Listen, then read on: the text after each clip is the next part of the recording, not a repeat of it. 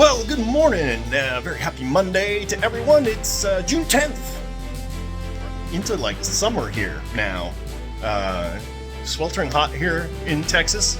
But I'll take that any day over the alternative.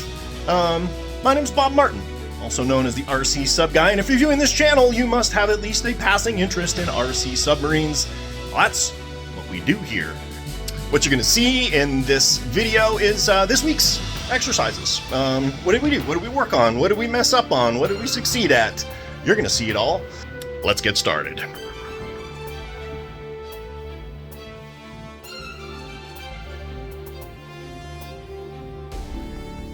All right, quick recap of where we left off. Over in my library, over behind me, you can see that, right? I have a gigantic RC Engel Typhoon. We're just waiting on parts from Germany for that. So that's in process, but we're waiting. We are doing a setup on an MSD subdriver. We're going to work on that first thing this morning and clear that the heck off my bench. In the background, you can see one of our awesome 48th scale Disney Nautilus kits. We're doing a full static buildup of this.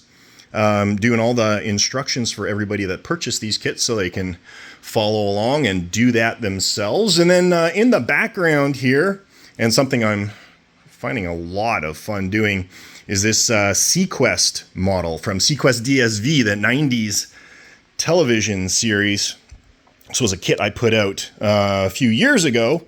And a friend, Nathan, stopped by and asked me to put an RC version together. So we got lots of stuff going on with that. We're going to be working on that a little bit here today as well, probably after the cylinder, because I want to get this done as quickly as possible as well. So, no more procrastinating. Let's get to work on that cylinder. So honestly, I gotta remember where the heck I left off. I remember we did test basically the motor bulkhead. Both motors are functioning, both servos are functioning. That is basically all done. So what I gotta do now, run power, test out the ballast system, make sure that is working, and then it's gonna be pretty well lit. Customer's gonna be responsible, obviously, for putting in his own radio. Other thing that I did, and I don't know that I actually showed this, but ran a tap for LED lighting. These are waterproof connectors, typically used for actually LED lighting outside.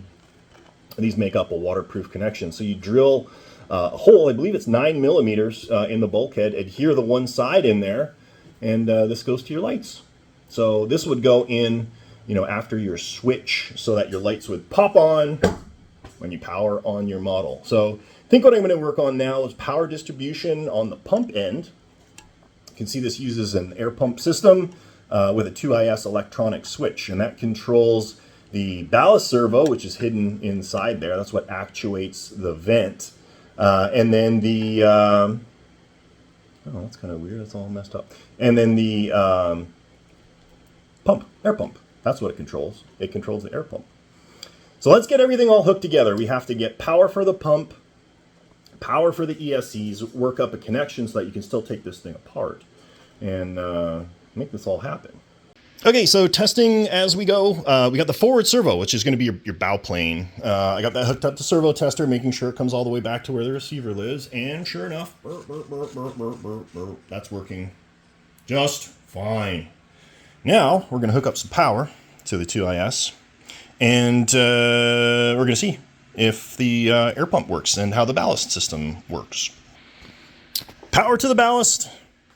Servo connection is made up to the servo tester. Let's see if we dive. You see that linkage moving there, right? Neutral position. The vent linkage is pushing on that rubber sleeve up on the top, and that keeps the ballast tank closed. And then to surface, you go this way, air pump kicks on. You'll notice that that valve, that Schrader valve, is not depressed, but the air pump is on right now. So that's good. And if we go further, depresses that valve, and that's your emergency gas backup right there. That'll blow it. So a note about the failsafe system and the failsafe setup in these. So you got one servo, or one channel, that's controlling basically two functions. Three functions. Vent, blow, and emergency gas. the pumps kick on at 60% of the throw. And then the gas engages at more like 80 to 90% of the throw. So that is where the BLM comes in. I have one right here. I got to splice this in for him. But the idea behind this is that you can actually program in what the BLM commands upon loss of signal. So in a typical scenario, you would have, let's say, like a 3 or 4 second delay to just take into account normal radio jitters and, you know, glitches and that kind of thing. And then it'll go into failsafe mode. And that will move the servo all the way to the final position. Now, this can command separate from the transmitter.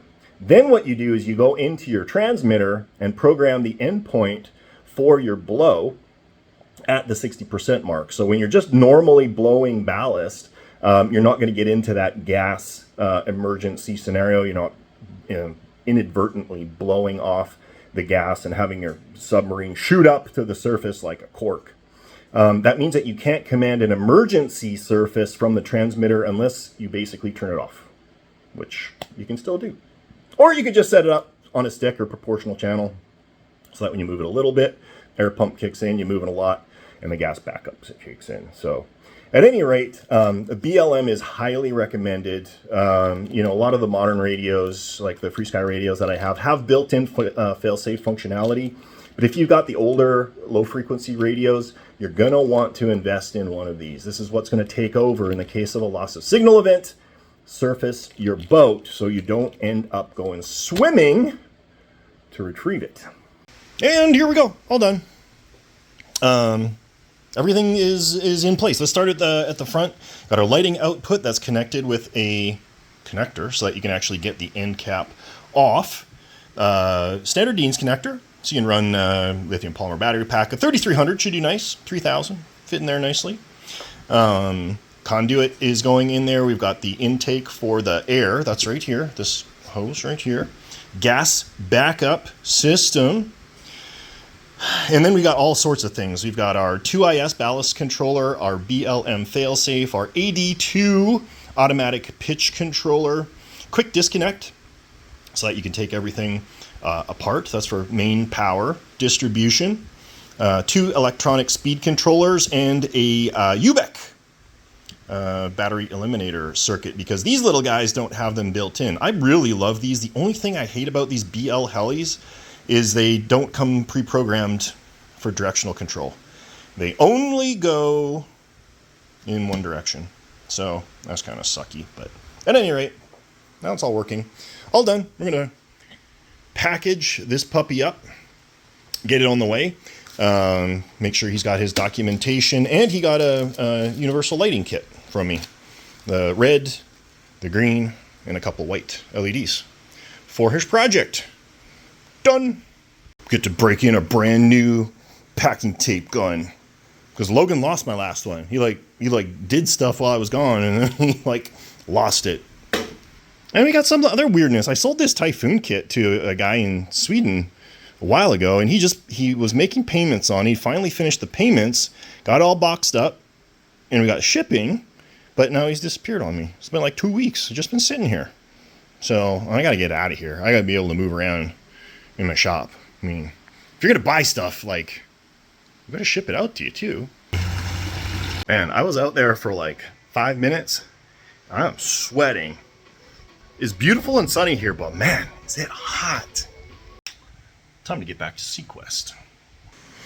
So, a little background, a little reminder in case you forgot what the heck was going on here. We got our motor assembly. We got a nice 4-bladed prop in there that's going to provide propulsive forceps on the boat as it moves. But we want a gimbaled thruster back here. So we got, and we want it in 2 axes for pitch and for yaw. And so we've got our pitch ring and our yaw ring, and they nestle in to one another. What I've gone ahead and done is I've drilled out the hinge pin, which is going to be this 3/32 brass.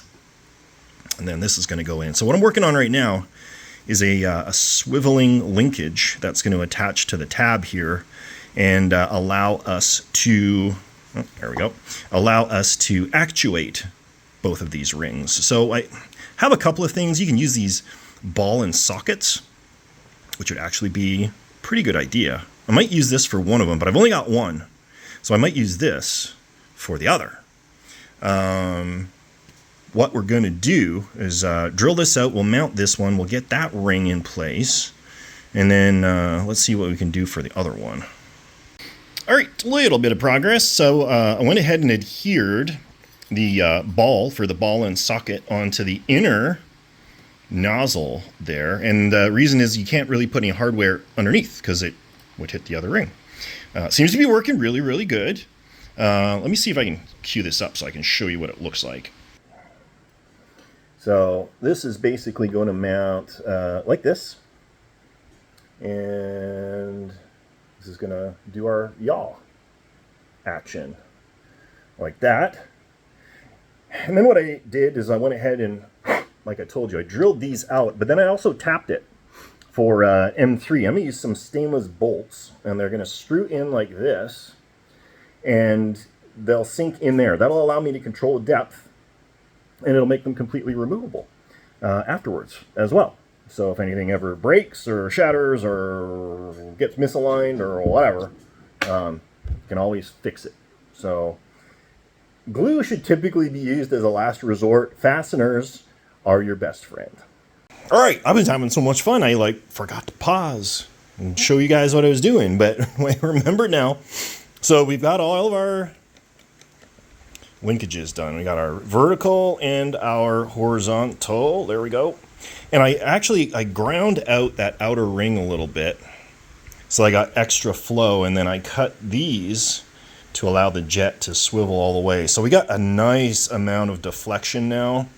I don't know how it's going to work. I don't know. We might need to do is put an internal set of baffles inside, just so there's more surface area for the water to push against. I don't know. Easy enough to do after we test it. Waterproof servos are in place. I just manufactured some plastic bulkheads in there to hold the servos. And what I'm doing right now, I'm centering both of them.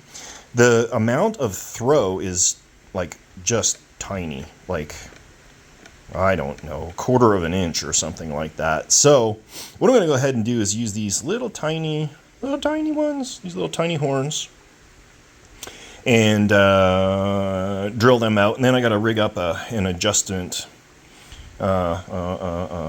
way of doing things in here to make sure that these are adjustable to get them centered. But other than that, it's coming along really, really well. The only thing that needs to live back here other than this stuff is the receiver. And that's going to live right up in here. So I'm going to keep trucking along, make these adjustable linkages, get the horns in there, and then we'll test this and make sure it works. All right, we're all hooked up.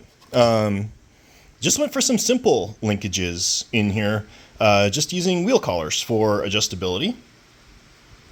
Make life nice and simple. Of course, the only time you need to adjust those is if you get out of whack. Let's check our vertical first so you can see what that looks like. So that's our vertical pitch control.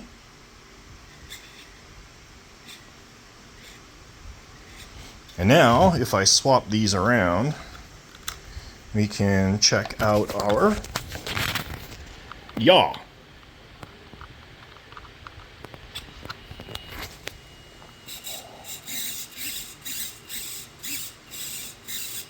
I think it's going to work good. So now, speed controller. I'm going to use a waterproof speed controller. So that'll be in the wet. And then a waterproof box. We'll grab a receiver. Got to check with Nathan, see if he has a receiver or not. And then the rear section will be done-ish. And we can start gluing on the ballast section and forward section. The forward section really doesn't need too much in there. We got our nickel metal hydride battery packs. And then I have a switch, a remote switch. And this will handle 6 to 12 volts. And if we pot it, waterproof it, it can just live in the water too. We'll make life super easy. That's never easy. It's never easy. So the astute amongst you may be wondering, Bob, what are you doing to feed that motor? If you followed along last week, you know the answer to that. But if you're new to the channel or you just forgot, I had a solution. This is what we're looking at.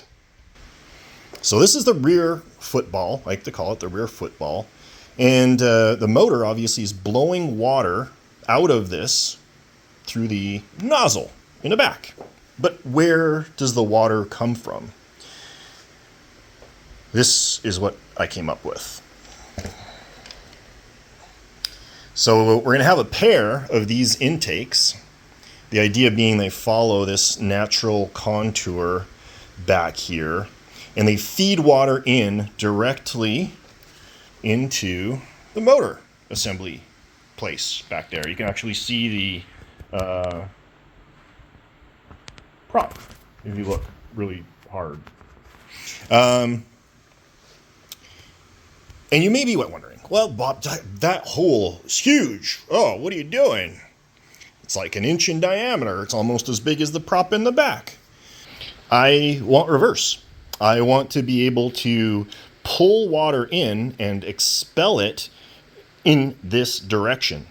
What happens when you do that? Obviously, it pressures up in there, and our door is just held on magnetically. So if there is not sufficient flow for that water to escape, it'll pressurize this rear area and blow the door off. So that would not be cool.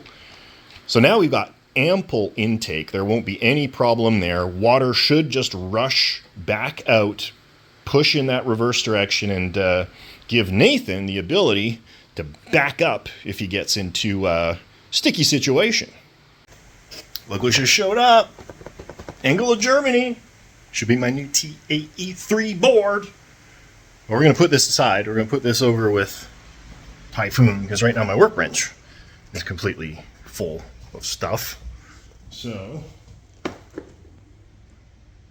that's where it'll sit for at least a little bit until we get back to it. And I couldn't help but glue it all together. I think it makes me feel a lot better about life. So sphere is glued to the footballs. Everything is all set in that regard. You can see we got the main power cord running through the whole boat. So the battery and the switch is going to live up front. Now you can see these intakes have now crowded that forward section a little bit. So we're going to need to install this vertically in here, which I really don't think is going to be a big problem because you never need to get in there anyhow. And then the ESC will be down on the bottom. I think this is going to work. I'm pretty excited about this. It's starting to look like a SeaQuest. All right, replacement board, replacement switch. There we go. Hear that? One thing I noticed, I'm just going to unplug this. The new remote, if you watch the blue LED, is solid, right? If you look at this old one,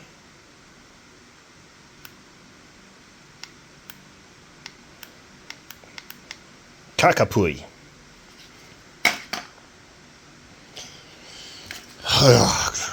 Get out of here. Yeah. Okay, we got our waterproofed electronic speed controller in here, and technically this is supposed to be waterproof as it is, but I went the extra step and waterproof the ends anyway. This is a nice heavy duty heat shrink. It's super thick. It'll be really durable. 30 amps. I don't think this motor will pull more than 4, so pretty good.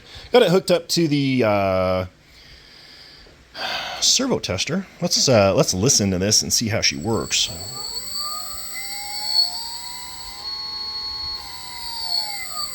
That is so smooth. So cool.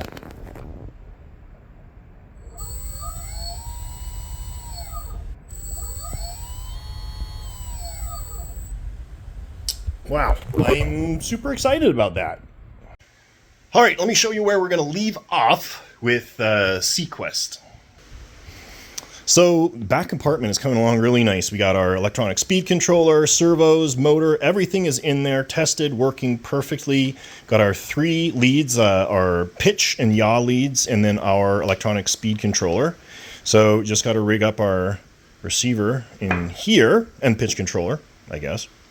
And then up in the front, we got stuffage going on. Battery has been waterproofed. Think. Yep. And so has the electronic switch. Now you'll notice I just got a bead in here. Now I'm not going to count on that for the switch. What we're actually going to do, that's just to seal the box. And then what we're going to do, we're going to tilt this up like this and fill it with resin, completely encapsulating all of the electronics and everything inside that container. So there's no possible way for us to get water in there. And I'm thinking, I've never done it before, but it should work fine. Rather than using resin, I might try wax. Wax is super watery when it is completely melted, solidifies very, very quickly. And then if you want to get back into it, you can actually use a blow dryer and it'll just melt the wax away, and there you go. So I might see if I can scrounge a candle from Renee. Hopefully one that smells manly.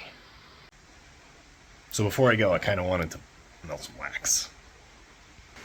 There's absolutely no way whatsoever that this could go wrong. It's my crucible for melting metal. See how it melts wax. So this is like working. I just unplugged it. I'm going to modulate the temperature by plugging and unplugging the power. But yeah, that's melted up really nice. What the heck? All right, let's see what happens. What kind of a mess I can make.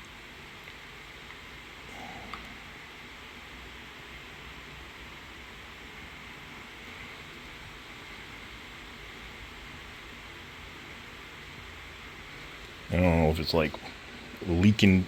Oh yeah, just leaking down right through the bottom, all over my floor. Morning. So this is why you watch my channel, so that you don't make expensive mistakes like I do. Went ahead and waterproofed the switch using hot wax, and I got it to work. Kind of messy.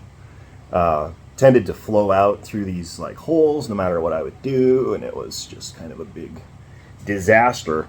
Went ahead and hooked it back up again, just want to make sure it worked, and dead.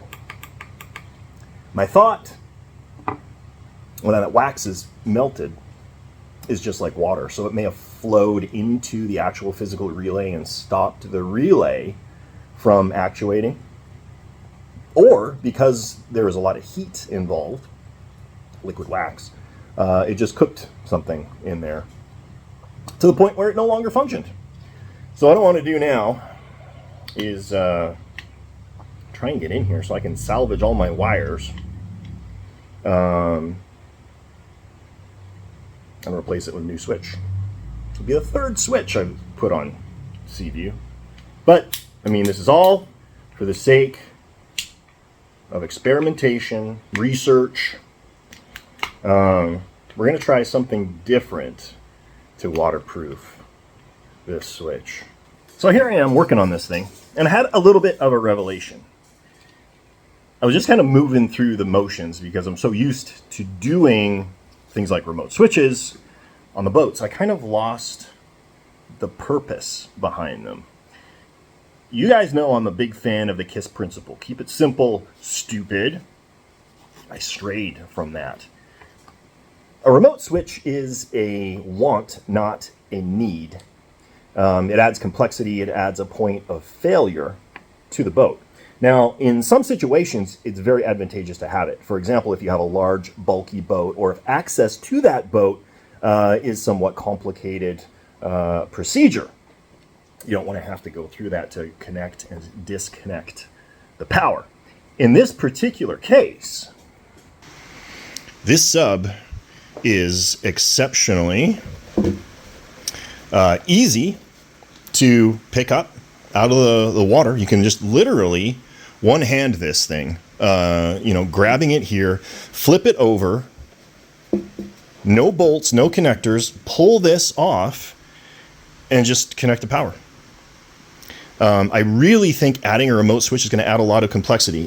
This would need to be waterproofed because we're not going to be putting it inside a waterproof container. There's not enough room to put it here in the back. So I think for the sake of reliability and simplicity, we're just simply going to put the battery in here and connect it when you want to power everything up. Super simple, reliable, ready to go. So I'm just going to put this back on the shelf, and we're going to continue trundling on with this waterproofed battery. I've sealed the ends really well so that water can't get into it. Make a mounting bracket low in the hull in the front here, and basically, aside from the LED lights, everything should be functional. What am I forgetting?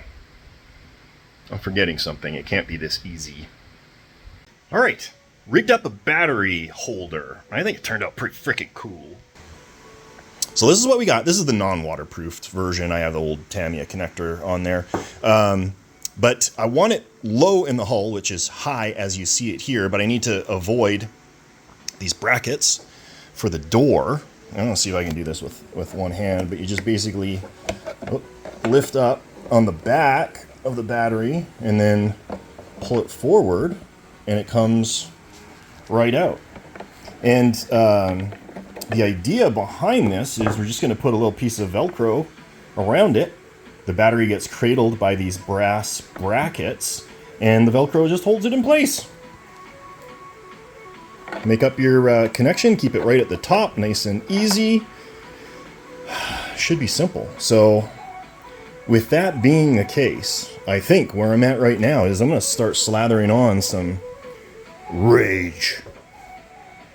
Evercoat Rage filler in the seams here, and start cleaning this stuff up, get it at least presentable, and then without priming or anything like that, we're getting close to throwing a radio in it and chucking in the pool. I don't know. So we're gonna leave off on SeaQuest here for a little bit, focus back on the Nautilus.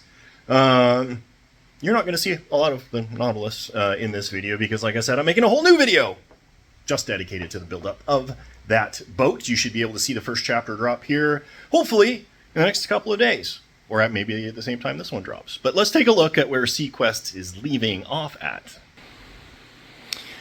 So, as you can see, entire hull is basically done. Assembled. I've filled it but not sanded. That's why it looks a little rough. The key to this, guys, just so that you know, don't just put enough. Don't put too much. I would rather do a couple of light coats than one big thick heavy coat. I basically used my finger and smeared this in, so basically the only thing that's filled is this. Now this is a huge challenge because you can see the super cool bioskin pattern on here.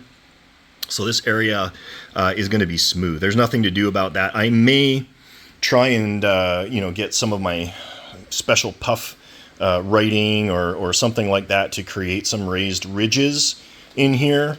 But for the most part, that's going to get washed out a little bit on those seams. And then, of course, all the seams around here have been filled, and I faired in the engines to make them nice and smooth as well. Now, one thing I wanted to talk about here a little bit as well, this is the wrong one, but these rear fins. So in the TV series, these things, oh, maybe this was the right one. I don't know. Could move like this. I don't know why it would patrol around with giant brakes on. I guess it looked cool.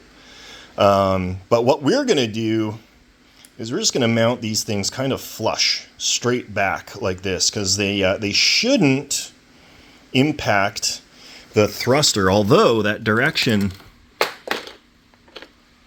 of thrust may direct the water into them. So maybe we got to go a little like this. I think maybe like this.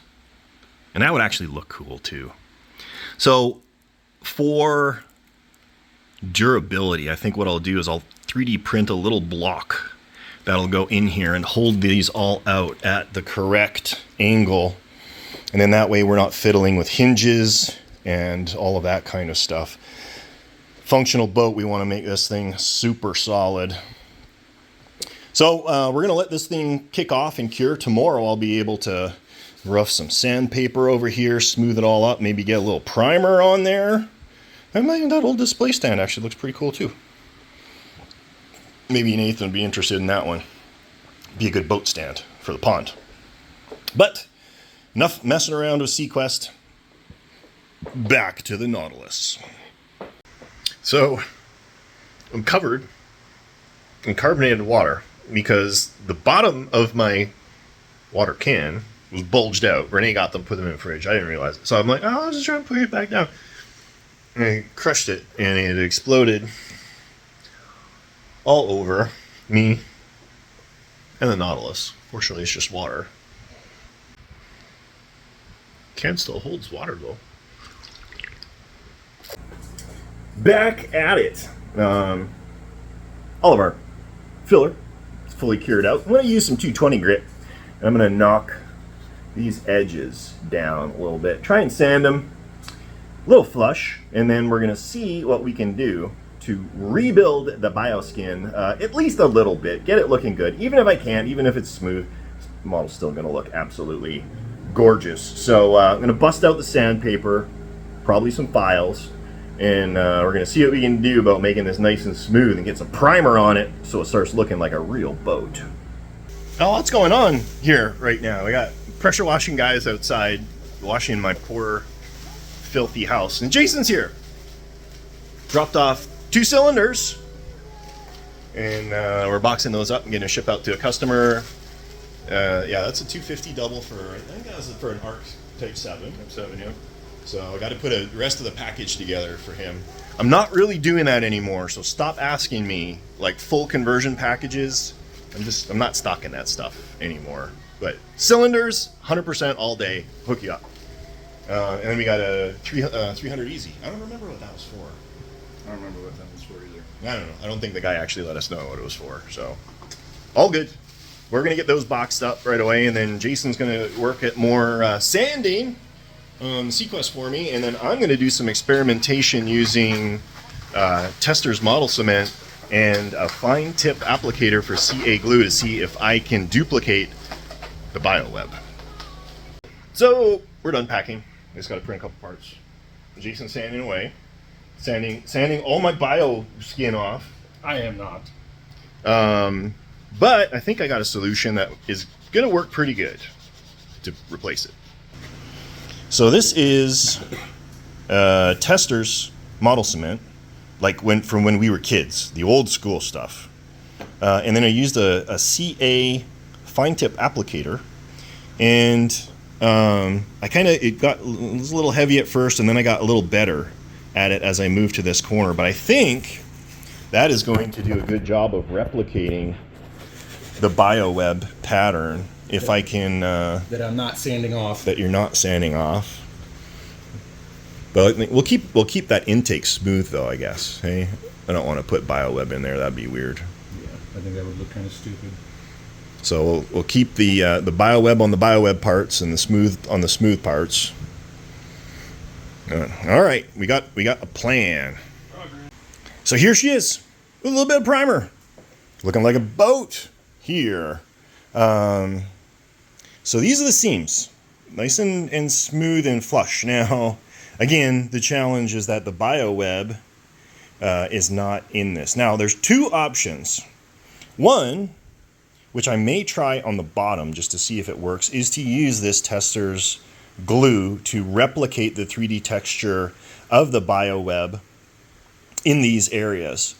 The only thing I don't like about that, obviously, is going to be very difficult to manually reproduce these sharp, edges and corners and that kind of thing.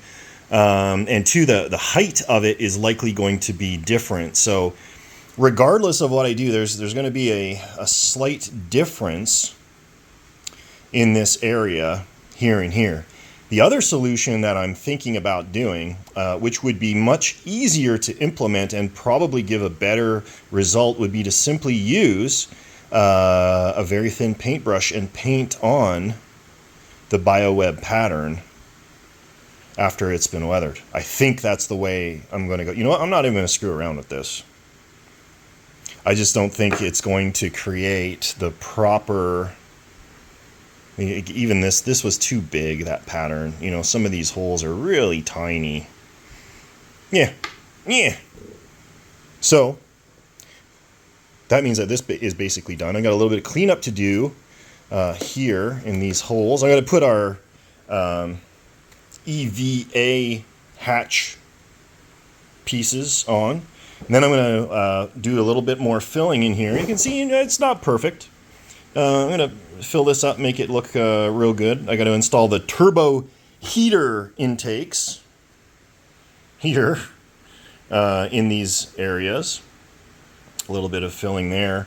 And then I'm going to make the triangular brackets for the rear fins so that we get all of those perfect when we install them. So a little bit of work to do this morning, but she is coming along really well. I also grabbed a receiver, 900 megahertz receiver, to install in the watertight box, which means I can start going about putting all of this together. Okay, we are trundling right along.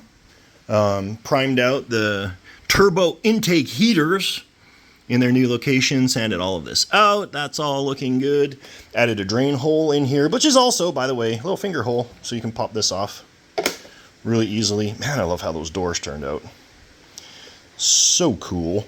I will note the Nathan is really going to need to watch this boat in the sun. This is really thin.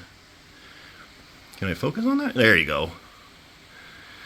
So I don't want it to warp. Just be careful with it. It'll be fine, but just be careful with it. Other thing I wanted to mention here, I am not going to install the LED lights until after we do water testing, just for the sake of making sure it works first. So those are going to get installed afterwards. It'll be a fairly simple process to do. What I'm working on now, I created some 3D files and printed out mounting blocks for all of the fins. So we got upper, lower, and then left and right. I'm trying to remember here. I believe the top and bottom I angled at 5 degrees and the sides at 7. I tried to put them all at 5 and it looked a little weird.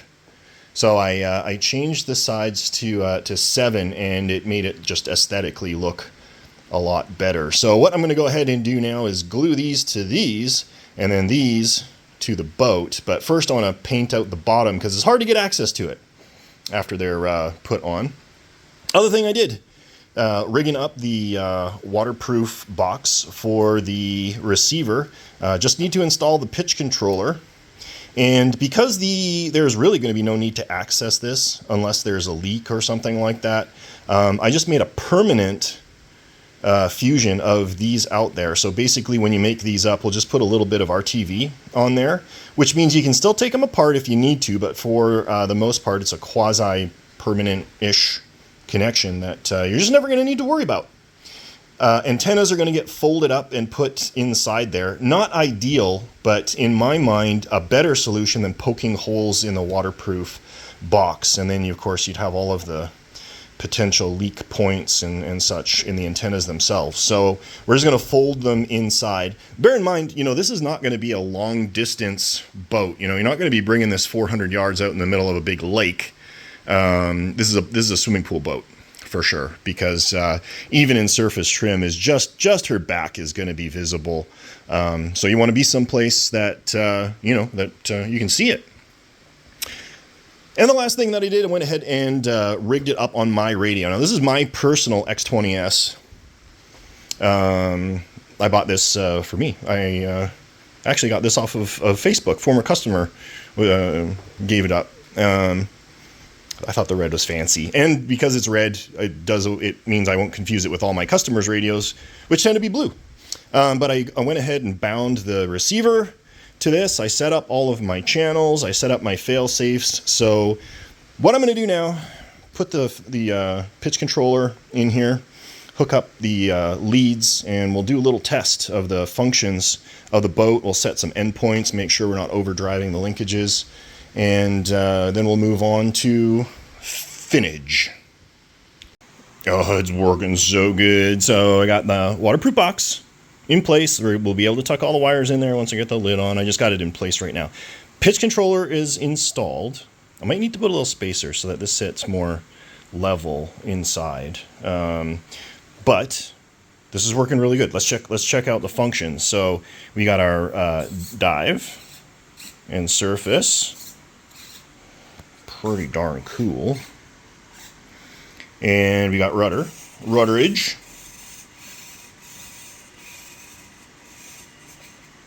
And we got throttle. Man, do I love this throttle.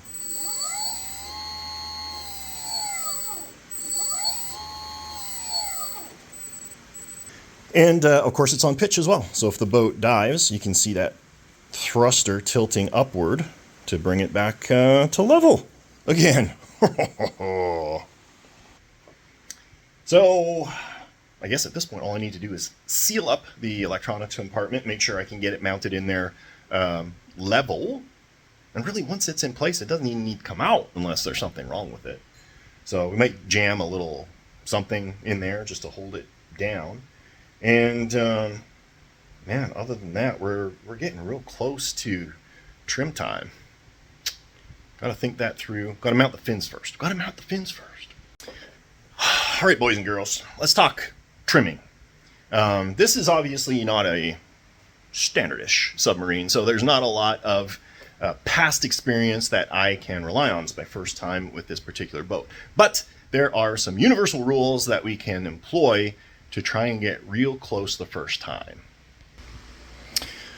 First off, I wanted to make sure I knew roughly where the center of mass was in the boat. Ideally, you want it in the middle. So I put this in here. I'm just going to hold that there, for example. I had done this earlier, but the center of balance is right here, right with the back edge of the battery. And that makes me really excited. Reason being, if it was closer to the back, it would mean that we would need to be stuffing foam in the top part of the boat where servos, motors, and receiver boxes are all currently residing. Don't want to mess with that. Ideally, this is going to be empty-ish, all right? Hopefully. We do have room. We can put some along the sides here if we need to. And actually, I might. I don't know. We'll see. The good news is the ballast tank is completely empty. So we can fill that like halfway up with foam. Likewise, the forward area here, underneath the battery, or more properly on top of the battery, is also completely empty. So we can get some foam blocks underneath here, and I'm going to use a pretty hefty amount. I might fill all the way to this bracket. Likewise, maybe halfway in here. And to that effect, I'm just going to cut a bunch of these strips of foam, drop them in, set them down, adhere them, and we're just going to do our best to completely fill up these two forward sections. If we have an excessive amount of buoyancy in this forward area, and so that the boat is sitting nose up, we can compensate for that by adding more weight, which again, we've got lots of room. We can put it all on this bottom area in here. We can also put it in this forward area here. There's some more room on the sides here or all around the bottom of the ballast tank. So I'm excited about how this is turning out. I'm hoping that this goes as well as I'm hoping. I'm hoping it goes as well as I'm hoping. And I'm going to start jamming foam in here. I've also primed out the fins. I'm going to put these black and then do some dry brushing on these really cool internal girders in here before we adhere them in place, because it's going to be awkward to get to those after they're glued. Once those are in place, we'll glue them and we'll move on to trimming. Outside at the top secret test facility, I want to get the SeaQuest trimmed out, or at least the first session of trimming done. Jason's going to be coming out to help me. We got the crate for that big Angle Gato coming. He's going to help me pack that, and then he's going to help me do some maintenance on the house around here. But I want to see if I can get this trimmed, and if I can get it trimmed, maybe I can put it in the pool and see how it operates. But that's a big if. We got to get the trim dialed in. I have a hunch it's going to be a few insies and outsies, but let's dunk it in, see what it does. So this is completely dry. I have never put it in the water. I got that foam in there. I've got bands on the outside. I have a hunch it's going to sink like a stone. I don't know. We'll see. Let's see. Oh yeah, she's going down. I think, maybe, yes.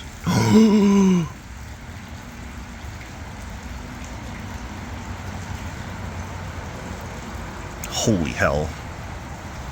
You're kidding me. No.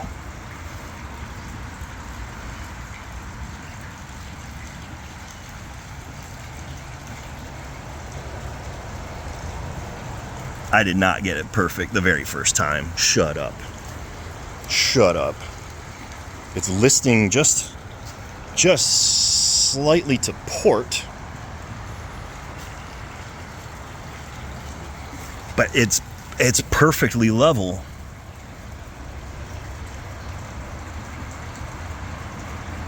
What? Let's maybe give it a little shake and make sure there's no air trapped in there.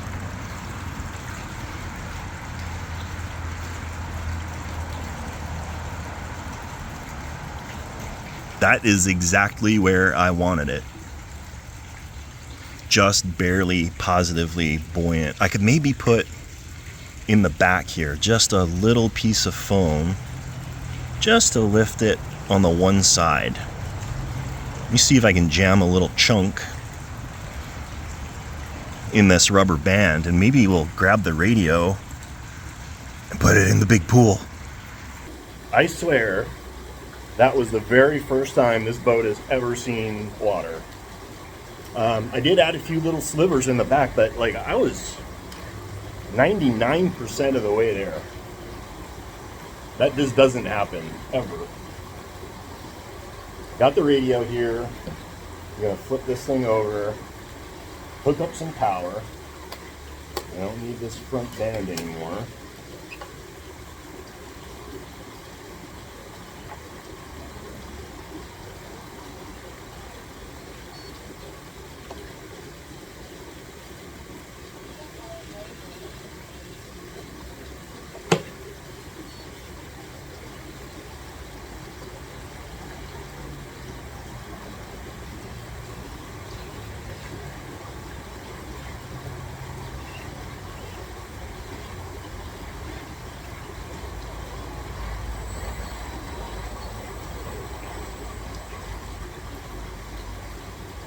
Let's do this thing.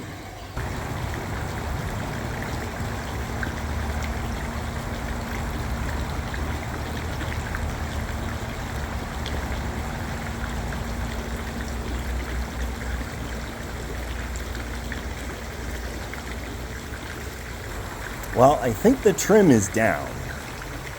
I think we got the trim down. It's got a nice amount of thrust, but the steering is abysmal, as in non-existent. It's definitely got reverse.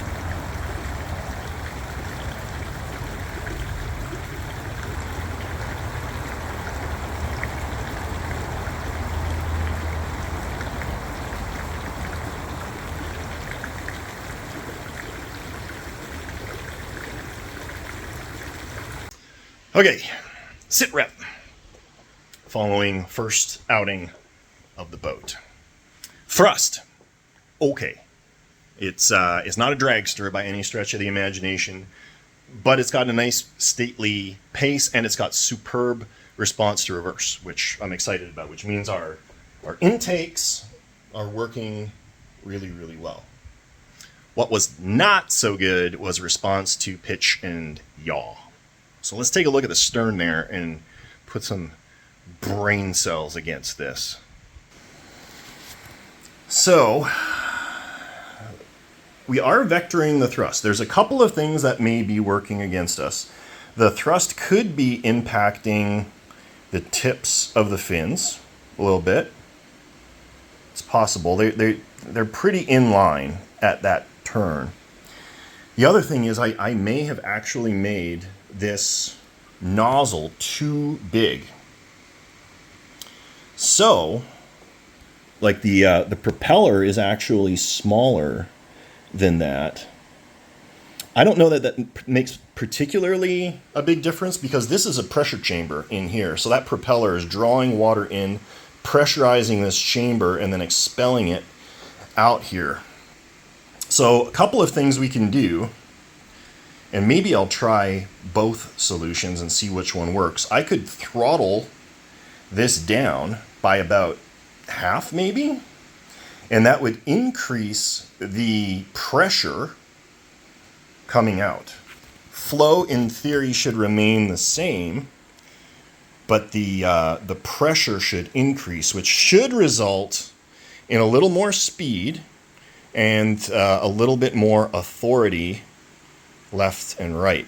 Another option would be to put a T-shaped set of vanes that come out the back.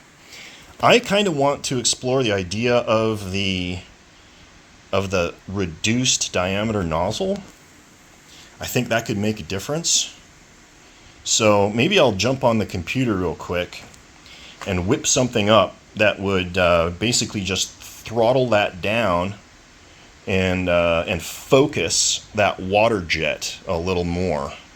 And it'll also move that water jet away, like more centralized in the back there. We will see. That's the thing about these projects. You know, it's not like a Type 7 or, you know, a skipjack or something like that that behaves in a somewhat predictable manner because that's been iterated many, many, many times before. This is all forging new ground here. So all I have to go on is my past experience and creativity to try and figure this out. So let me jump on the computer. I'll whip up a reduced diameter nozzle and we'll throw it in there and see what it does. So Jason came and went, and he helped me out with my driveway. That was hard work. It took us most of the afternoon. So we're going to wrap things up here, but a few updates before we go. A little bit of engine porn. I made a jet nozzle, so you can see that cones down on the inside there, and that's just going to slip right in there, just like that. So now it is a much more focused jet of water. I'm really hoping this improves the velocity of the water coming out and improves the speed, and then also improves the pitch and yaw performance. So we're going to go ahead and glue that in there, and after we're done, we'll throw it back in the pool next week. But I'll also put the foam in before then. And one last thing before we go. I just got this in. Missed the delivery yesterday because it had to be signed for with FedEx. So I'm excited about this. It's been a while since I've owned one. And when it came up on the eBay, I had to jump on it. Anybody know? Anybody know? Are you a fan? Are you a fan or are you not a fan?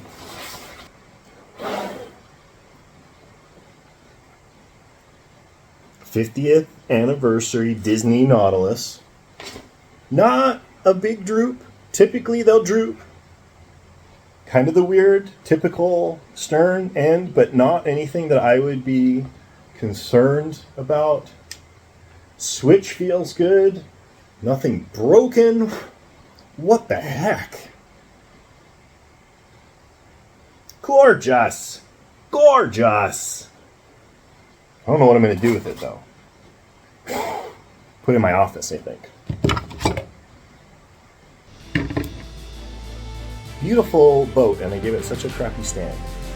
Well, as I mentioned, that is going to end this week's update video. I hope you enjoyed it. This was all SeaQuest stuff, which makes me super excited. It was a quick build. You know, from the time I sunk my teeth into it till now was basically, you know, 5 days of, you know, intermittently working on it, and it's a functional boat. You know, we got some tweaking to do, but it's a functional boat. I'm pretty stoked about that. Lots going on next week. I hope you tune in for that. With that, I think we're going to let you go. Hope you had a good time. If you have any questions or comments, drop it down below. And as always, don't forget to like and subscribe. That helps us out a lot, guys. Leave you with a couple of videos, one over on this side, one over on this side. Check them out. It's always worth watching. Have a great day. We will catch you next time.